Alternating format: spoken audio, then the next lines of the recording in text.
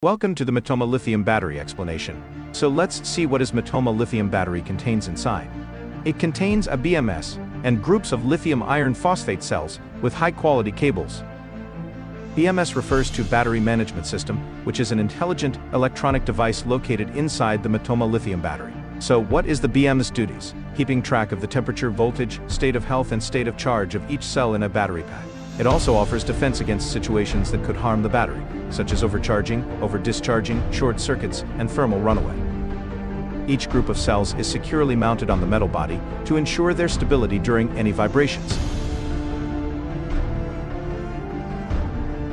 The cells were joined together inside a solid metal box to ensure their protection from shocks.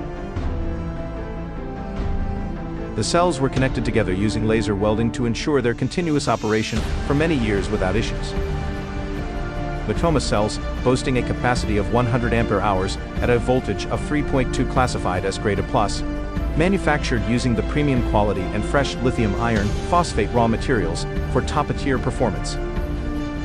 When you scan the QR code, you'll receive a 24-digit number, like this example.